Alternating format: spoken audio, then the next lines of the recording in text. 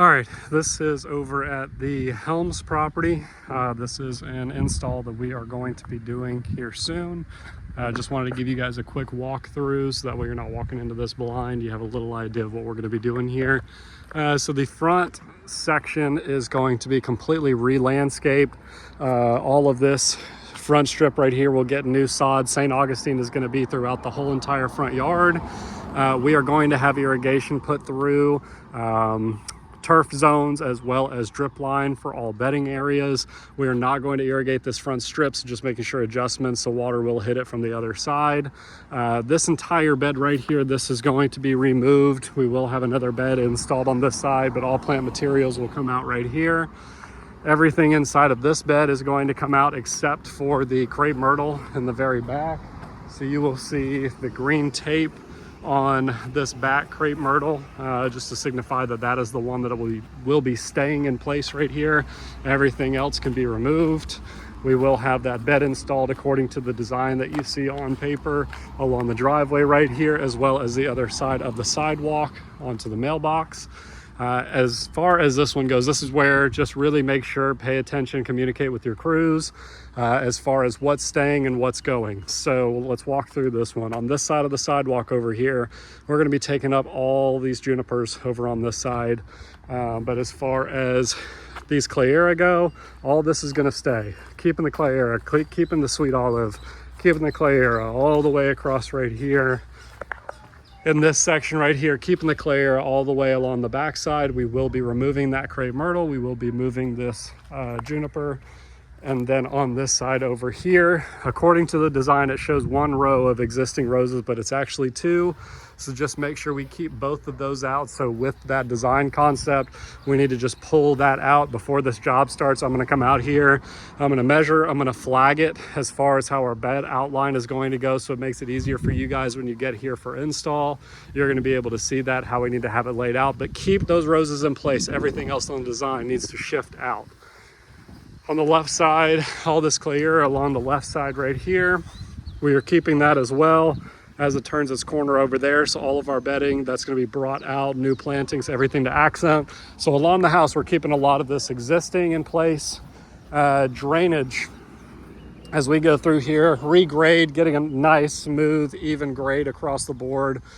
We do need to keep this little easement right here. You'll see that it dips down. A lot of water rushes from the backyard during heavy rains. So need to make sure we keep that consistent slope. Just kind of clean it up. You've got some lumps all the way throughout. So we just need to bring up some of those spots while still keeping that same idea in mind. For irrigation, as far as the bedding areas, we do have a sleeve underneath the new concrete. So you will see that right here. This point coming out on the other side. So as we run our line through there, that will make it so much easier. No boring has to be done underneath that new sidewalk. As far as this driveway goes, Keith was actually out here with me. There he is. He was running through this job with me a little bit. This is a brand new concrete driveway. So one of the things that he wants to do is be extremely careful. We don't need to just have dingoes, skid steers, anything running back and forth on this. The property line is the driveway. We are not doing work over there.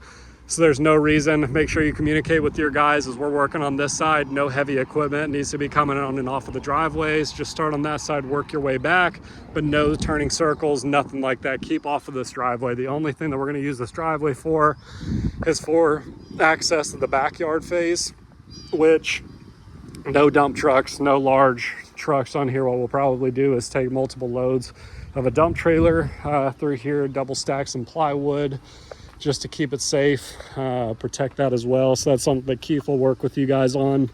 As far as this back section goes right here, this is the current layout. Just had this deck put in. They recently just sealed it as well.